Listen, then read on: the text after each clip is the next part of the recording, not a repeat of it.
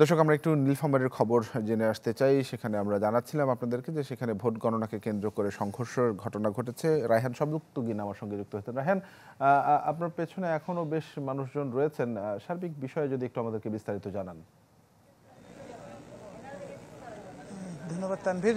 আমার পেছনে যারা রয়েছেন আসলে এখানে সহকারী পুলিশ সুপার, পাশাপাশি উপজেলা নির্বাহী কর্মকর্তা, তার সঙ্গে অসংখ্য আনসার সদস্য, র্যাব সদস্য, বিজিবি সদস্য, পুলিশ সদস্য, তারা আসলে এখানকার যে এই যে উপজেলা প্রাঙ্গণ যেখান থেকে ভোট ফলাফল ঘোষণা করা হচ্ছিল সেটার একটি নিরাপত্তার বেষ্টনীর মতন তৈরি করেছেন। এখানকার উপজেলার মোড়ে যেখান থেকে উপজেলার গেট শুরু হয়েছে সেখানে কিছু পুলিশ সদস্য রয়েছে।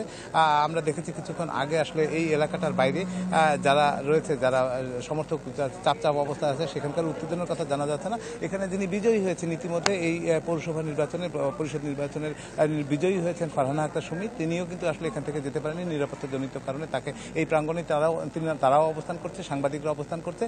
পুলিশ একটা রক্ষণাত্মক অবস্থান ধরে রেখে আসলে এখানকার পরিস্থিতিটা নিয়ন্ত্রণ করেছে। আমরা যদি এখানে দেখতে চাই যে এখানে আমাদের সঙ্গে কিন্তু টিওন সাহেব এবং উপজেলা নির্বাহী সাহেব এবং কর্মকর্তারা তারা বসে রয়েছেন, তারা আসলে পরিস্থিতি বিবেচনা করছেন। ইতিমধ্যে ফল প্রকাশের যে উদ্ভূত অবস্থাটা সম্পর্কে আমরা আসলে এখানকার যে নির্বাহী কর্মকর্তা রয়েছে তার কাছে জানতে চাইব। স্যার, আপনি কি বলবেন যে বর্তমানে এখন যে অবস্থাটা রয়েছে এই পরিস্থিতিতে আপনারা কি করতে চাচ্ছেন, কিভাবে সমাধান হবে, এই অচলায়তন অবস্থার কিভাবে সমাধান হবে? ধন্যবাদ। আসলে যে ঘটনাটি ঘটেছে তার প্রকৃত তদন্ত দরকার। প্রকৃত তদন্ত সাপেক্ষে আমরা বলতে পারবো কি ঘটেছে। তবে ইতিমধ্যে আমাদের যে সহকারী রিটার্নিং কর্মকর্তা তিনি নির্বাচনের ফলাফল ঘোষণা করেছেন এবং বর্তমানে পরিস্থিতি স্বাভাবিক আছে। আপনারা শুনছিলেন দর্শক যে এখানে পরিস্থিতি এখানকার যে প্রিমাইসের মধ্যে যেখান থেকে কন্ট্রোল রুমটা, সেখানকার পরিস্থিতি তারা নিয়ন্ত্রণ করতে পেরেছেন এবং পাশাপাশি ফল ঘোষণা করা হয়েছে। ফল ঘোষণার যেমন প্রথম অবস্থাতেই আসলে ফল ঘোষণা করা হয়েছিল শুধুমাত্র উপজেলা চেয়ারম্যান পদে, ইতিমধ্যে কিন্তু নির্বাচনে যে রিটার্নিং কর্মকর্তা রয়েছেন তিনি এই ঘোষণা করেছেন এখানে ভাইস চেয়ারম্যান এবং মহিলা যে আসনটা রয়েছে সেই মহিলা আসনের ভাইস চেয়ারম্যানের পদের বিজয়ী প্রার্থীর নাম ঘোষণা করেছেন। তবে সেই সব ঘোষণা সবকিছু ছাপিয়ে কিন্তু এখানে নিরাপত্তার একটা বিষয় রয়েছে। সকলেই এখানে এখনো জমাটবদ্ধ অবস্থায় আছে। আপনি সেই বিভীষিকাময় যে সময় হামলা হয়েছিল সেই অবস্থাটা বিবেচনা করে কারো কিন্তু সাহস হচ্ছে না এখান থেকে বেরিয়ে যাওয়ার।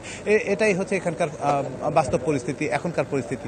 তবে আশা করছেন যে হয়তো নিরাপত্তার এই জায়গাটা কিছুক্ষণের মধ্যেই কেটে যাবে, হয়তো একটা অবস্থা তৈরি হবে। সেরকম একটা বিজিবি যেহেতু বেশি আরও সংখ্যা বাড়ানো হয়েছে, র্যাবের সদস্য সংখ্যা বাড়ানো হয়েছে, হয়তো পরিস্থিতিটা একটা এই অচল অবস্থার হয়তো একটা অবসান হবে এরকম আশঙ্কা করছে, তবে এরকম আশা করছে। তবে এর পাশাপাশি যে তদন্ত করলে দেখা যাবে যে কারা দোষী, কারা এখানকার মূল ঘটনাটা হোতা কারা ছিল, তারা হয়তো খুঁজে বের করা যাবে।